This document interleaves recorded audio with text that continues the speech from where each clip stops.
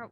Well, we're excited about the next part of our program today, which is going to be an opportunity to really hear from a number of our producers and partners that have been involved in collaborative conservation work on private lands. And certainly for us, having you all in Arkansas has been wonderful. And we would be very remiss if we didn't have an opportunity to expose you to the many great ways that our commodity of rice is involved in conservation efforts, sustainability efforts, and wildlife habitat. So we're excited about our next couple of speakers who's going to talk about voluntary conservation programs in rice agriculture. And it's my pleasure to introduce them to you this morning. Jim Whitaker is a fifth-generation farmer on his family-owned and operated Trinity Farms in McGee, Arkansas. Jim, along with his brother Sam, produced rice, cotton, soybeans, and corn, and their family farm dates back to 1890. Jim was born and raised in McGee. He's a graduate of McGee High School and the Arkansas Army Military Academy. He and his wife, Leslie, have been married for 30 years. They have two children, Jessica and Scott.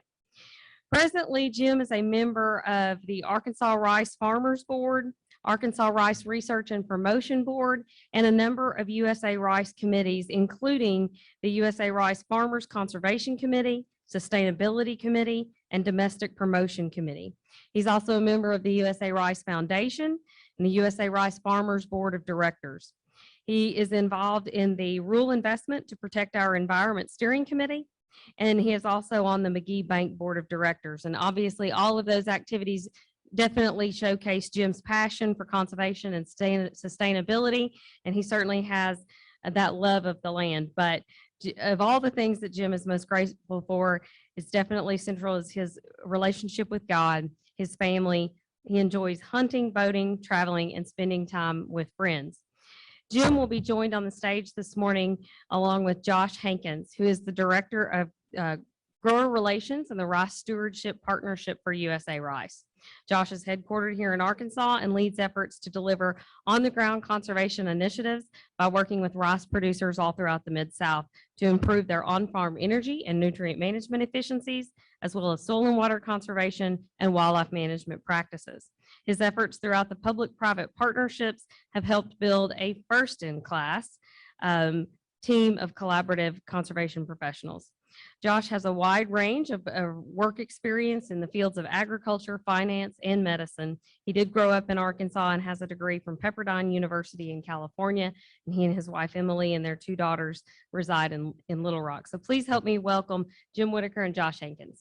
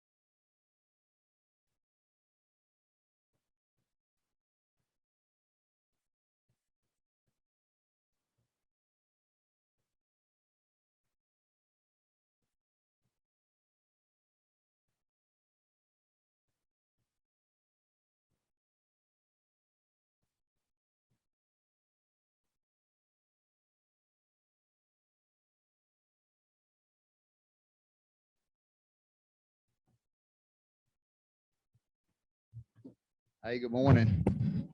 You know, technical difficulties are a lot of fun for everybody but the speaker. So let's just enjoy that moment. I am Jim Whitaker, fifth generation farmer. We're going to get this video working in just a second, but I'm going to tell you a little bit of fun facts about Arkansas rice. American consumer consumes about 27 pounds of rice annually. Arkansas is the #1 rice growing state in the country, is our biggest agriculture industry in our state. We export half of the rice we grow. We are about 1.2 to 1.5 million acres. That's not a lot of rice, but we're the 6th largest exporter globally. So when you think about that, you kind of wonder, well, why are you the 6th largest? There's 350 million acres of rice grown globally. We only grow 1.2 to 1.5. Half of the world's population, 3.5 billion people, eat rice 3 times a day. Most rice is consumed within 8 miles of where it's grown every day. So rice is a very important commodity. It's gluten-free, non-GMO. It is the largest user of irrigation water. You're going to see some of that on this video, and I'm going to talk about it. It accounts for 12% of the world's methane emissions. So we're going to watch a video and learn a little more.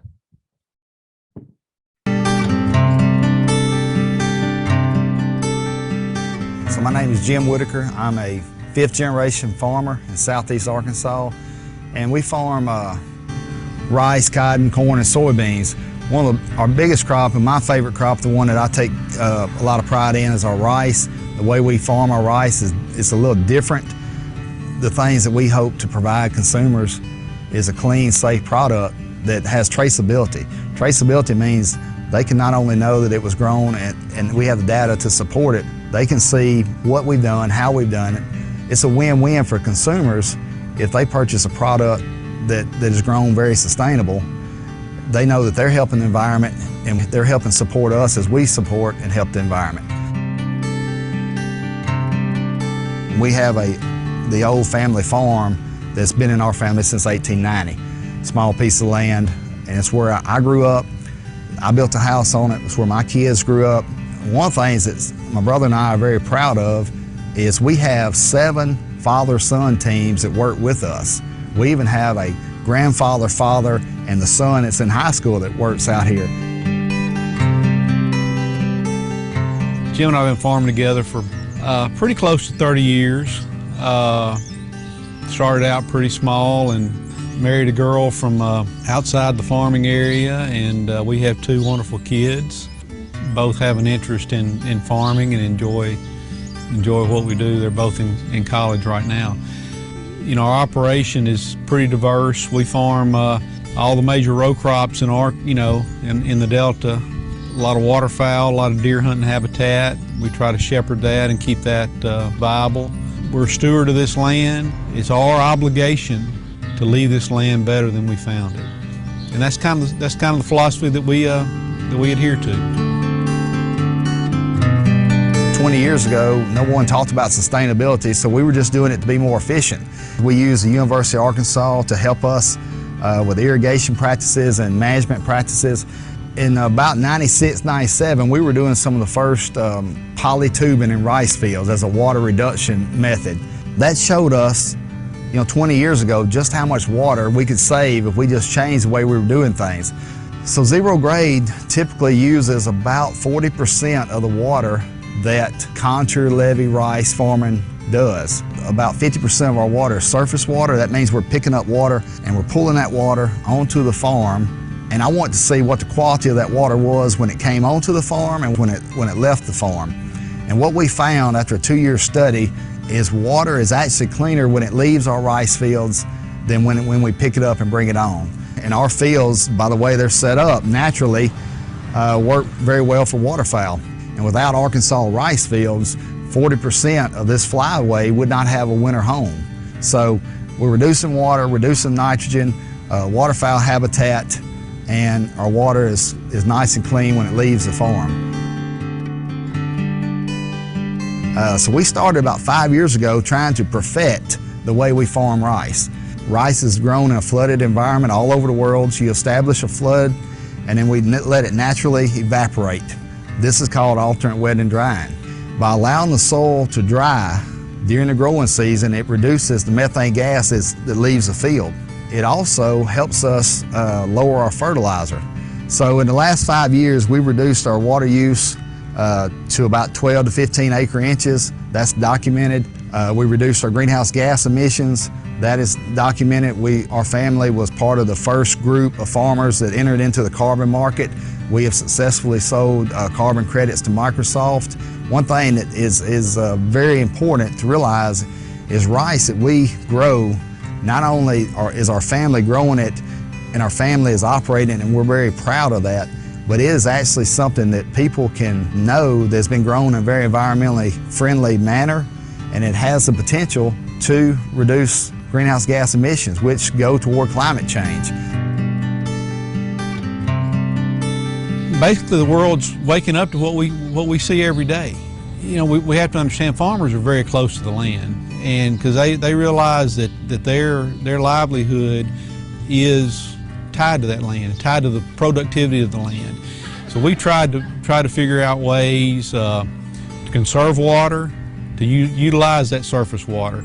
We put in a solar field to further harvest the sun's energy and help us on the electricity. I think we've got to use all methods of conservation. I don't think my dad, he hadn't been gone that long, but I don't know that he would even recognize what we're doing today. I mean, it was just, it has changed that much, and it's really accelerating. To be a sustainable farmer, it has to be a win-win for the environment. You take care of the environment, it's going to take care of you.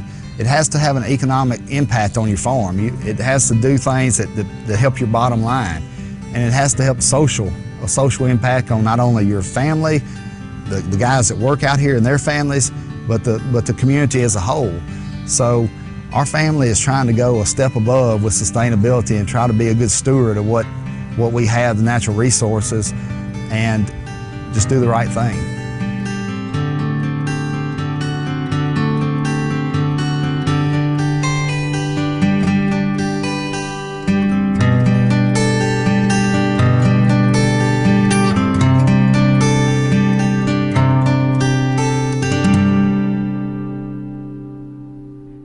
So I didn't plan on showing you that video, but after seeing such a diverse crowd and understanding that you would have no idea what I'm talking about, I thought the video would give a little bit more context to what rice farmers do.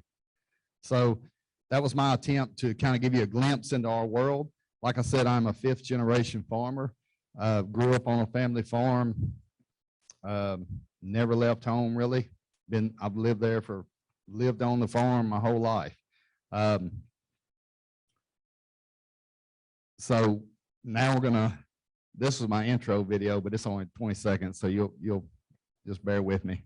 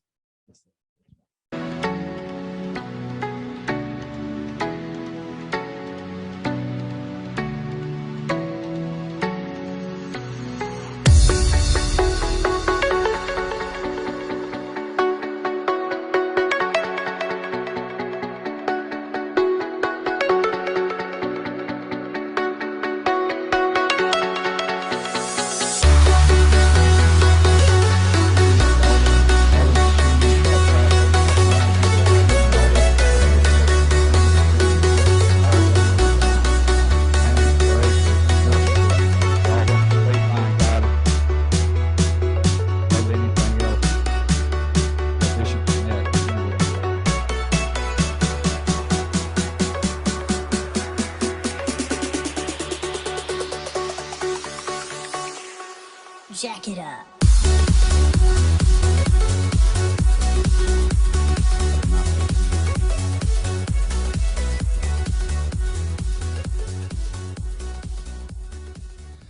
It would have probably been Guns N' Roses or something if I picked it. So let me tell you how you know you're doing a good job farming. If you're doing a good job farming and ranching, you're going to coexist with wildlife. This is one of our friends. Game and Fish, they do such an awesome job. I love those guys. They thought it'd be a great idea about 40 years ago. They said, Arkansas doesn't have any alligators. We ought to bring a bunch in and dump them out. You know, when your rice scout sees this in the rice field, and a couple weeks later, rice is about this tall and flooded, you don't have to worry about him ever going out there again. Small alligators, baby deer, and Curls is back in the back. I had to take this picture, walk her around the side of the truck, point it out to her, and let her pick it up. But every time I pick up one of these, I remember I'm not the first one to walk this land, and I will not be the last. So we have to leave it better than we found it. So what does the future look like? Here's what I think the future looks like. I think we're going to have sustainable verification. USDA just put $3.5 billion into that. We're going to have more data management. You're going to have to track what you're doing. There's going to be environmental restrictions, automation, analytics, and telling the story. So I try to tell our story. So we have a farm Facebook page. I'm on Twitter a little bit, stuff like that. Why not tell the story? Because 98% of America have no idea what you do for a living. And if you don't tell your story, someone else is going to tell it for you. So I'm a puppies and rainbows kind of guy. I don't put dead animals on Facebook, or I don't show any of that. So what's sustainable farming? Social, economic, environmental. That's what it is. I'm going to rush through some of this. Rice irrigation conservation. There's 350 million acres of rice globally. It counts for 45% of the global irrigation water. Alternate wet and drying that we pioneered on our farm could have the potential to save half of that irrigation water and reduce methane gas by almost 1 ton per acre on 350 million acres globally. It's a big deal what some of our researchers are doing. So if you've ever seen rice, a lot of people have levees in their rice. We call that contour levees. And as the elevation changes, people pull a contour levee. So we hold water in the paddies. So there's contour levees, there's straight levees where it's been land formed and each levee is the same distance. And then what we do is zero grade. We have land leveled our fields perfectly flat. And this is water use by practice. So the state of Arkansas uses about 36 acre inches of water. It's 27,154 gallons of water per acre inch. And then we're at the bottom. This is a study done by Joe Massey, and we're at 11 acre inches. So alternate wet and drying coupled with zero grade uses less water than cotton, corn, or rice and soybeans. It is the lowest water user known. So NRCS, we have a great relationship with our NRCS. I started out with FHA Beginning Farmer Loan in '93. I rented the worst ground that you could find. There's something about landowners don't rent ground to 23-year-olds that don't have any financing. So everything we picked up, we had to make better. I didn't realize that was sustainability back then, but now I do. So this is a pump, a surface water pump that we put in with funding from an EQIP program. It has a flow meter. And you see the water in the background, how nice that looks. That is pretty dirty water. And what happens is, as rainfall runs across the landscape at a velocity, a speed, it picks up soil sediment, takes nutrients, puts it in our waterways. Cover crops. This is how you're going to combat that erosion, by always having something growing on your farm. This is a winter cover crop. That is probably a cotton field with a cover mix. And here's what it means. Well, I'm going to show you a different slide. This is another NRCS pipe. It is a what we call a pit reservoir. The design of this pipe allows for the overflow of the water, and we're only taking the top water because the sediment is settling out. So just by small changes in the designs on your farms and ranches, you can reduce sediment going into the rivers and waterways. clean water leaving the field. There's that same pipe. And what that is we call that a tailwater recovery system, a pit reservoir. Our ground is pretty flat, so we dug out this waterway. We excavated, I think on this project, we excavated 40,000 yards of dirt. And we capture every bit of rainfall from about a mile around us. So that pipe is set to drain my neighbor's field and no one else. The edge of that pipe will drain his field. We capture everything past his drain.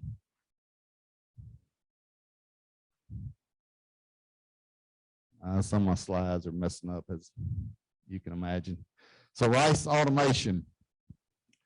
About 7 years ago, I decided I was going to do something new, and I want to figure out if we could automate an irrigation system. So that white tube is measuring the depth of the water in a rice field. Every 7 minutes, 24 hours a day, it sends a signal to my iPad or phone. So I not only want to measure the depth of the water above ground, I want to measure the depth of the water below ground. And I'll tell you why that's important, because what we have found is that rice doesn't have to stay flooded all the time. So we want to see where we got a yield response. So that is 20 inches above ground and 10 inches below ground. And what we have found is we can go to about a -5 before we hurt rice. So 4 inches of water above ground at an evaporation rate of 1/4 inch a day gives you 16 days of available water. Below ground, it moves to a little bit about a 1/2 inch a day. So at any given time, once we flood our rice fields, we have 20+ days of sufficient water in a field. And that was generation 1, that right there. The next thing I challenged the company to do, I said, okay, when we get to a low water mark, I want you to tell that well to turn on. He said, I can do that. So low water sends a signal to the well automatically starts. The next thing I said, okay, that's great, you did that, now I want to switch between fields. He said, okay, I think I can do that. Then I said, I want to open gates between multiple paddies and switch between fields. He said, I can do that.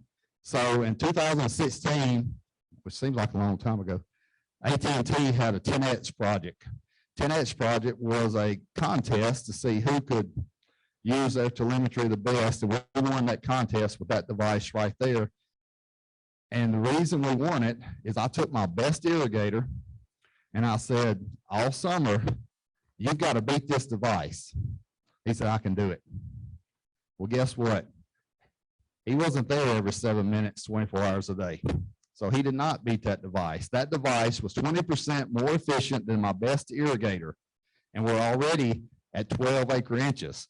Not a big savings for us, but for people in Arkansas, we can install something like this and we can drop their water use in half overnight.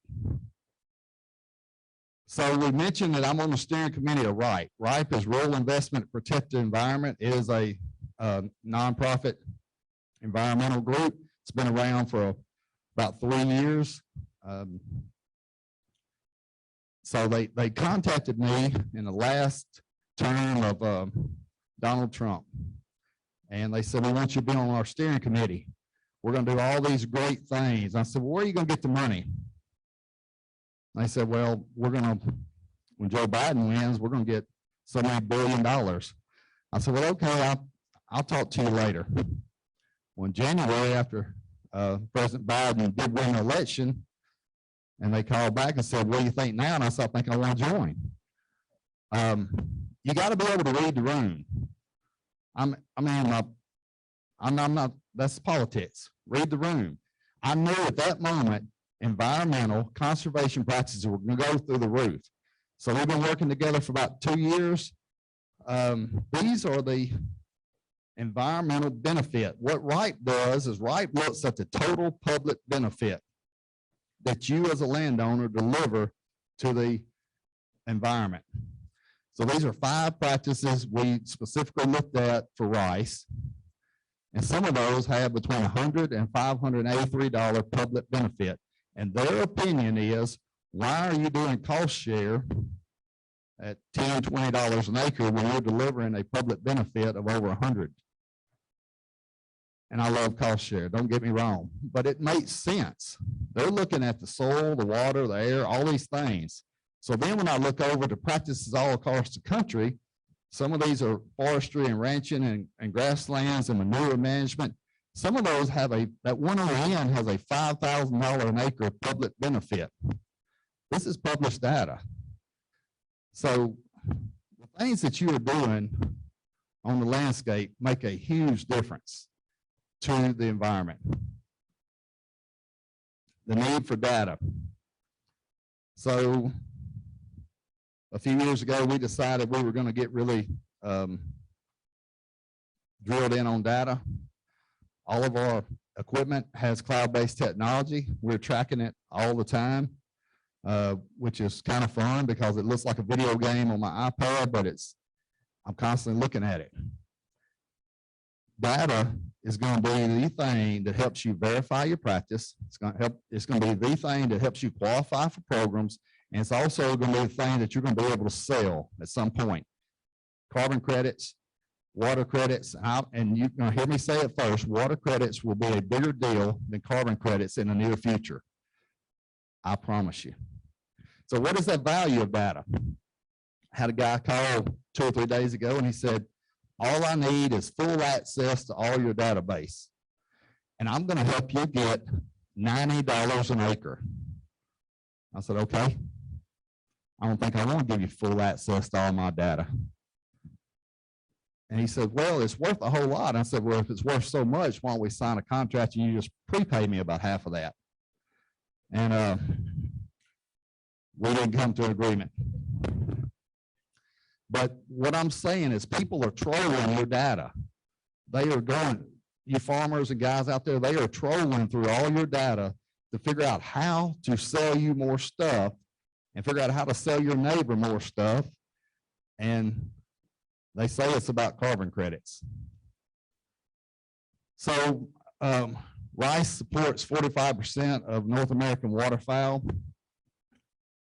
It's home to over 60 species in the Mid-South. They don't have a winter home if we don't provide them one. Now, I don't know why these slides are doubling up, but it's kind of par for the course today. But waterfowl depend on Arkansas rice and depend on farmers. Every year they fly down. And I saw something pretty interesting in northern Italy a few years ago when I was on a rice tour. Italy grows about 500,000 acres of rice. And the canal systems were designed 300 years ago, roughly, by Leonardo da Vinci. Water comes out of the Swiss Alps, and it migrates its way down through rice field by rice field by rice field by rice field, all the way to the bottom. The guys in North Italy get the purest, coldest, cleanest water. They can't grow rice. But if the guys in North Italy do not grow rice, the guys in South Italy can't grow rice. So the government decided to have a protected ecozone. And they said, hey, you're a protected ecozone, we gotta have you.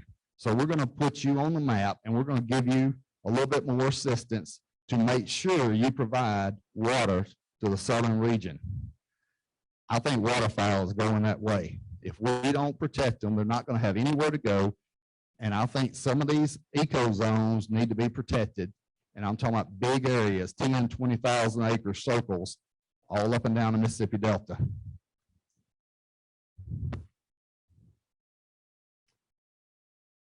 So what does today's consumer want to know? They want to know where their food comes from. They want food safety. If 2020 has taught us anything, COVID, we want food security and food safety. They want to support the local economy, and they have a desire to protect the environment. This is what it's going to. Greta will be in the workforce in 2 years. That is the consumer of tomorrow. And it shows the share of the wallet her generation has. She only has 30% share of the wallet today, but in just a few short years, she's going to have the largest purchasing power, or her age group, of anyone out there. They're going to sit on boards. They're going to be stockholders. They're going to dictate scope 1, scope 2, scope 3 emissions. and they're going to have to come to us to fulfill all of those obligations. In the near future, what we're doing today will seem very, very small.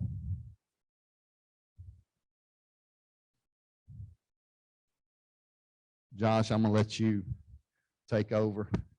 Our family has been doing this, like I said, for a long time. We've got a little sign in the front yard that says 1890. I went to the cemetery the other day, and J. Hugh got here in 1836 with Rebecca Jane, and who knows what's happened since then. But love Arkansas, love growing rice. So, Josh.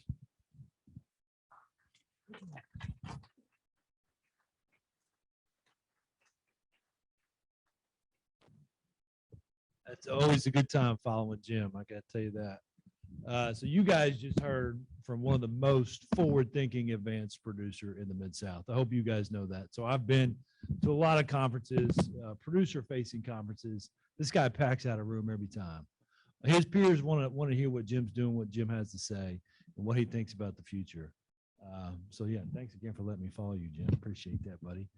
I also want to say, and Amanda Mathis, who introduced us earlier, she's shaking her head already, and no disrespect to you other partnership coordinators out there, but she's the best daggum one in the United States. So Tillman, hurry up and get that state conservationist position filled so we can get her back home. We've got a lot of work to do in the next 3 to 4 months. So Josh Hankins, I'm with USA Rice. We are the national trade organization for the entire U.S. rice industry. We grow rice in 6 major states. You're sitting in Arkansas, which grows, as Jim said, half of the nation's rice. I came in coming up about 7.5, almost 8 years ago to run our rice stewardship partnership. So it was a little bit of luck, a little bit of timing, but a BP oil spill happened. Your state conservationists and leadership in DC got together and thought, well, how are we going to, protect these migratory birds that are all moving south to this troubled area?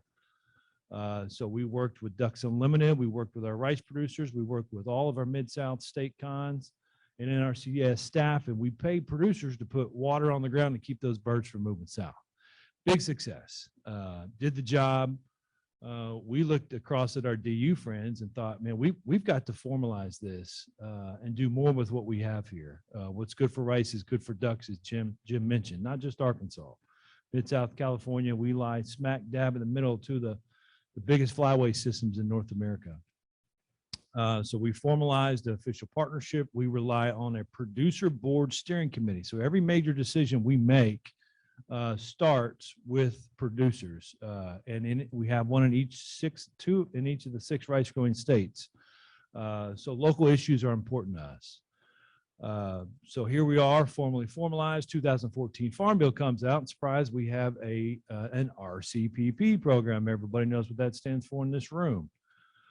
We successfully put in 1, 6, 8, $10 million application. Since that point, we've turned that into 13. We just crossed $100 million mark in 800,000 acres of rice and rice rotation ground, something we're pretty proud of.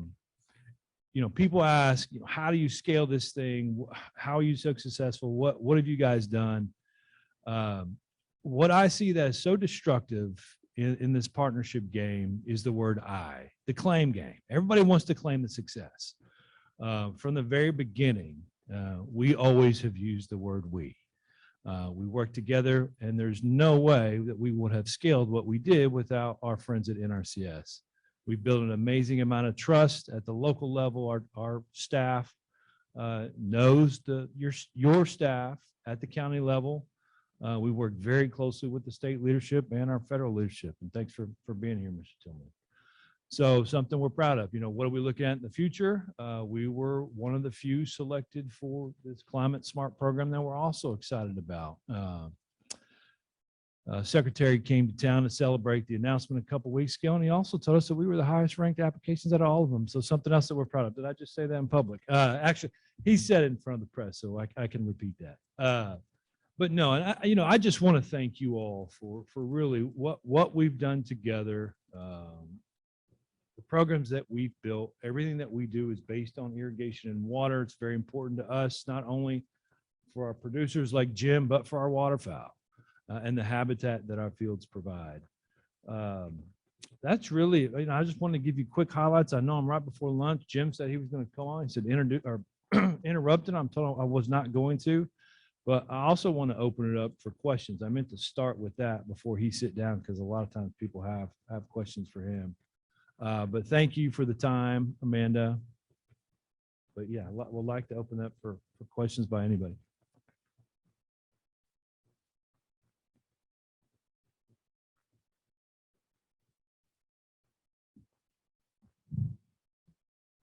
Go ahead, Jim. Jim asks, what's for lunch? We did have a question there. Their land for waterfowl hunting, or are they primarily? Oh, I'm sorry about that, game and fish. Yes, we're enrolled in a couple game and fish projects. So we just started some public hunting. What I think, so only about 20% of Arkansas rice fields are flooded for waterfowl. Most people are doing what I call, and we're doing it back home right now, slash and burn. They're just getting rid of the straw, getting fields ready for next year because they know that works. That's why these programs are so important to help move the needle, because farmers only get one chance a year to change a practice. And the first time I planted a cover crop, I had to replant every acre of that cotton. Now, we only had a couple hundred acres and it wasn't a big deal to us. But if a young farmer had done what I did and did it on his entire crop, he'd have been out of business the first year. So these programs with these cost shares and these incentives are very important. We currently do lease out a lot of our duck hunting, but we are doing some public-private stuff with game and fish, and we're offering access to the public. And what I've talked to the game and fish about, Bubba, here the last couple of days, we talked a lot out in the lobby area. And I would like to see not only offer hunting, but bird watching, some observation towers, things to bring in all the public. Easy access. We've got to make it really good. We got to get those people, get their feet on the ground and get them out in our fields. If they appreciate our fields, they're going to appreciate us. So, any other question?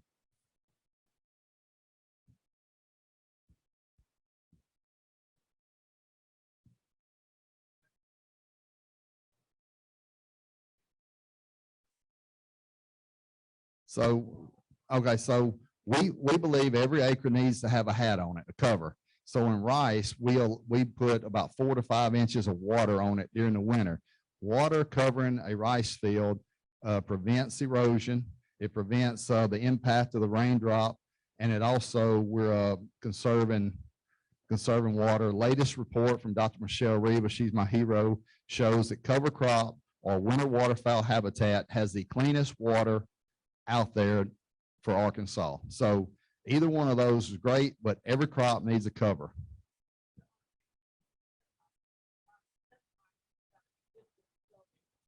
Okay, so we have about 8,000 pounds of stubble in our rice fields. I grow continuous rice like they do in China. We grow rice every year, same field.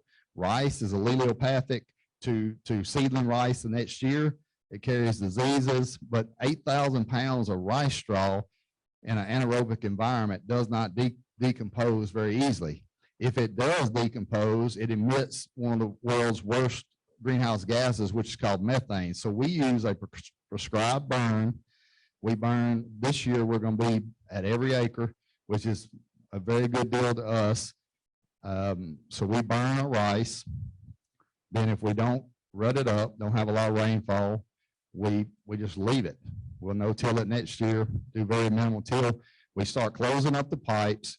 Arkansas is a pretty rain-rich state. We get a lot of rainfall, and it'll naturally flood back up. And if you were at our place just in a couple of weeks, just one day, it'll happen like overnight. You'll look up, and there's like geese out in the field. There's spats and snow geese, and they just start showing up. So that's what we do to rice.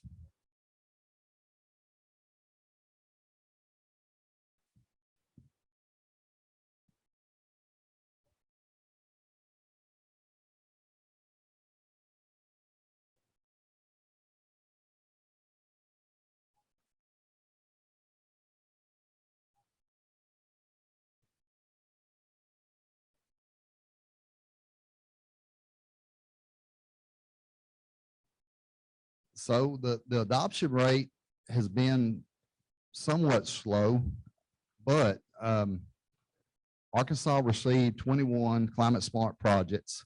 I haven't totaled up how many $1 million, but it is a bunch. And rice being our biggest crop, and that is going to be that, nutrient management. I don't know what all, Josh, it's gonna be a lot of water conservation emphasis. So I think the needle's gonna move really fast, really quick, because there's gonna be such a large amount of water, money chasing water. Like I said, farmers are slow. They've been doing things forever. They're slow to adopt new practices sometimes. That's why what you guys are doing, Game and Fish and RCS, is so important, getting your boots on the ground. We told Ducks Unlimited, they asked us what we needed, and we said we needed support. We needed technical support. And about, how long have you been here, Josh? About 8 years ago, I got a resume of this guy, Josh Hankins. I was like, who in the what? You know, he had no experience. We had to teach him everything he knows, but and that's the truth. But he has been awesome, because a lot of times in ag, Josh says we hire so much inside. It's kind of an inbred hiring process. We want to hire so-and-so's son or so-and-so's brother because they're a great farmer. But Josh came in with a lot of outside perspective, a lot of other job, and it was just really good. So I like to see what I was hearing from some of the people at the back table where they're moving state to state. I think that's good. You're bringing a lot of different perspective to your organizations.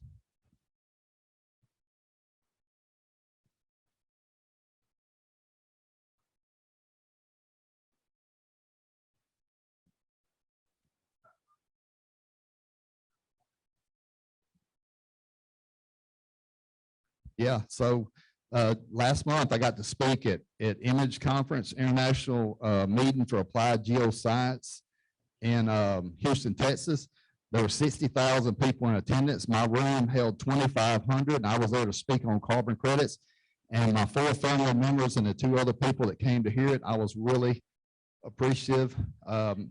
So this, and I promise you, when I say 6 people, I mean 6 people, 4 of them were my family. So carbon credits, it is going to be a big deal. And the reason it's going to be a big deal is because companies are making their 2030 pledges. So several companies I sell rice to say they're going to be net zero scope 3 emissions. Scope 3 are the emissions they do not control. So it's everything outside their company. It's all the things that they outsource, the raw products and everything. How are they going to get to net zero by 2030 without coming to the farm? They're coming. Just what a guy told me. I had this high-powered speaker on the panel, and he kind of patted me on the back. He said, "Don't worry about it." He said, "It's just early. Carbon credits are coming." Big companies are talking about it every day, but it's not making it to the farm, and the money is not making it to the farm. I think we need to have the government needs to put some regulations. I don't want the government to be in the carbon trading business, but I think we need to regulate the buyer. We need to regulate the seller. We need to put some standards around it, and that's going to happen real fast. I think water credits. So here's how a water credit could work. Our water is cleaner when it leaves our farm than when we pick it up. Well, when the municipality downstream of us, and they need to redo their wastewater plant. They're going to spend $20–30 million redoing that wastewater plant. Why not just come to a group of farmers and say, hey, we're going to incentivize you to use no-till cover crops, and you're going to have a greater impact than us redoing our wastewater plant. You're going to lower the phosphorus, the nitrogen, all that better than we can, and it's going to have a better impact. I think those partnerships are going to rise. I think you're going to see them. Be on the lookout for that. It's going to happen. It's going to happen quick.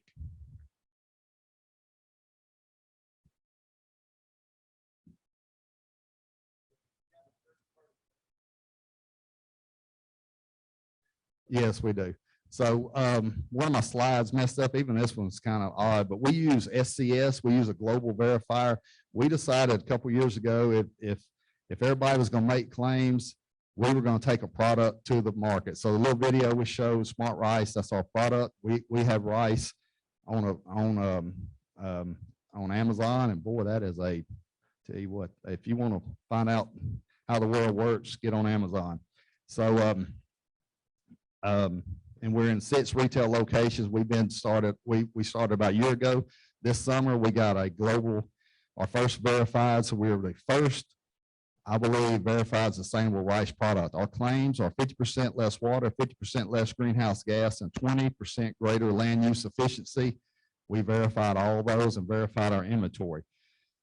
The verification of carbon credits is tough.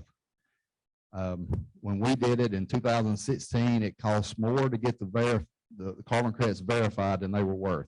When I got my check, I could have maybe taken Josh to McDonald's for lunch and got him a kid's meal. It was that small. And it probably cost about, I think, 30 grand to get the verifier there. So it's just kind of not there yet. This data and APIs and a standardized data collection that we've put together in our protocol is going to allow it to rapidly take place without you having to do it. So you can just let someone see your stuff and it's going to show them everything. So for us, a carbon credit is generated by no-till, cover crop, or the alternate wet and drying. All the cloud-based technology, the sensors in the field, that's why I'm investing so much time and effort in those. We've worked with NASA doing satellite imagery. We cannot yet detect methane from a rice field with a satellite yet, but all that's coming.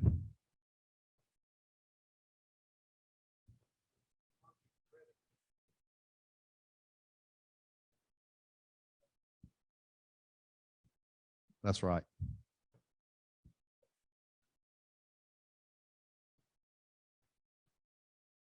Back on the cover crops, I know, Jim, you tried to do cover crops in a rice system. Tell us how that went for you. I know we talked about the shallow flooding, and we know that ducks are a cover crop, but tell us how your experiment with cover crop went. So our soils change very rapidly in the South. We're in the Mississippi Delta. We have sandy soil, and literally 10 foot away, it turns into black gumbo. Changes very rapidly. So the gumbo soils can be colder, wetter, longer. Cover crops are a little hard on those. So we flood those and we let water just cover them all winter. The sandy soils, the mixture of cover crops, whether we use a lot of cereal rye and winter peas and a few other little things depending on what we're going after. But when you have those side by side, you will see the fields. One field is covered in shore puddling birds, ducks, and the other field's covered in geese, and they work back and forth. And a deer. I mean, we just have great luck with it. But rice is a little tricky. I'll tell you that we haven't quite figured out the rice cover crop stuff yet. Water works great.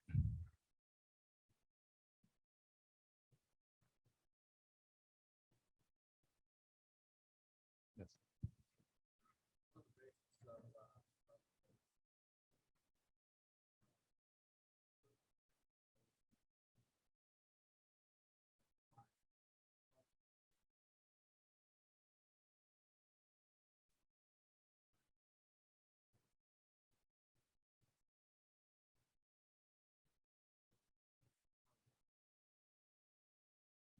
So that, that particular slide is us land forming.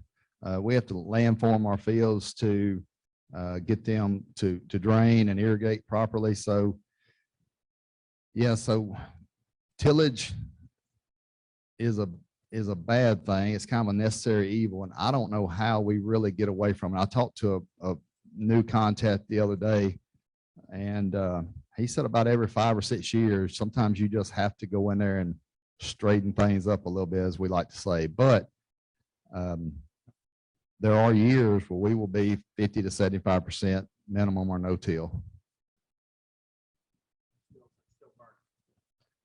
Yes, if I don't burn, I'm going to be left with, like I said, 8,000 pounds of straw.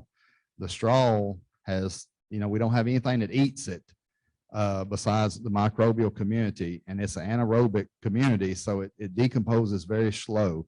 So it needs nitrogen. If I want to decompose it really fast, I need heat, water, and nitrogen. And the greenhouse gas that comes off those fields are actually more toxic than if I burn it. So when I burn it, I'm turning into carbon dioxide.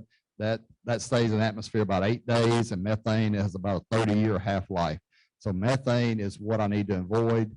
So when we look at burn, we're looking at prescribed burns that are friendly to our neighbors. Burning is a social issue, not an environmental issue.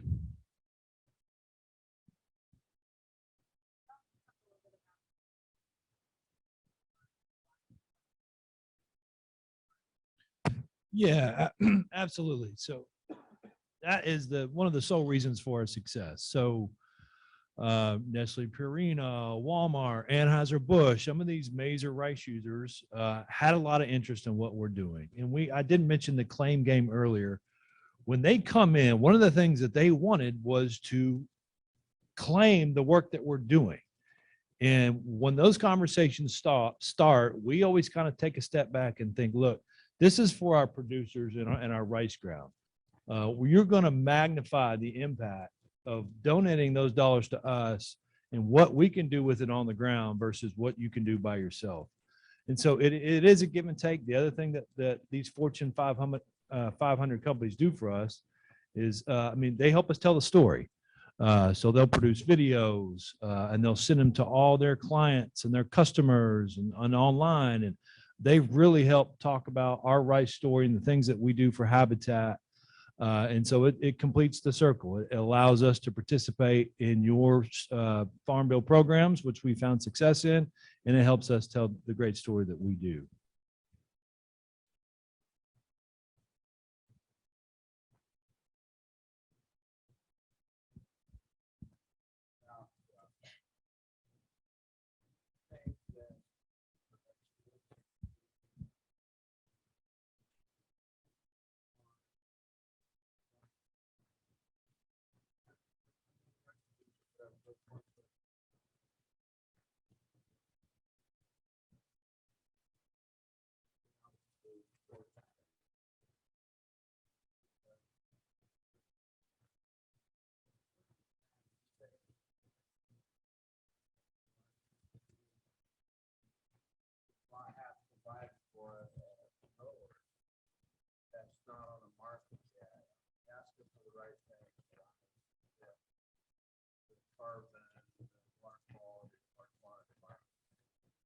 That's a good question. You're asking about, is research keeping up with the trends in agriculture? And I will tell you the answer to that is no. I sit on the research promotion board. We need every year, what saddens me is that when our budgets come forward, we're using 1980 money to try to do 2022 research. And even though I've had like we presented a research plan that was on our farm the other day about, not the other day, but a couple of years ago about straw decomposition. We don't have money for that. We don't have money for this. We don't have, what about clean homes? What about taking straw and making clean homes out of it? What about making particle board? There's all kind of uses for rice straw, animal feeds, other things, but we don't have research to look into it. So from a industry standpoint, it seems to be all about yield. When I speak at, there's a farmer conference I speak at every year, and I speak on usually sustainability, and we'll have 5 or 6 people come hear it. I start to change my talk this year to how to grow 300 bushel rice. The room will be packed because all farmers want to do is figure out how to make more than they made that their neighbor makes or more. And we got to figure out how to make more out of what we have than just more yield. We've got to decommoditize some of these commodities in the US, but research is all rice is non-GMO globally. So, and that's because we take rice straight from the field and we eat it. It doesn't process, it doesn't go through a chicken or a cow or something like that. We take it straight from the field and eat it. So it's non-GMO. And we have a ton of pushback when we try to modify a rice gene. No one wants us to do that. We could make some advancements really, really quick, but the global pushback is crazy.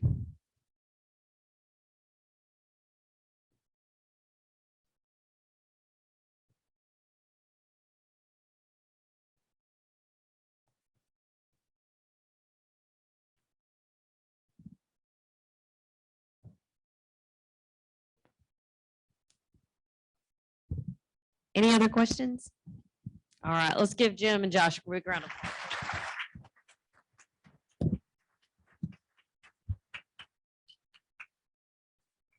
All right, I'm going to turn it over. Leslie, do you want to provide the instructions for lunch, or do we have just a buffet and it's ready to go?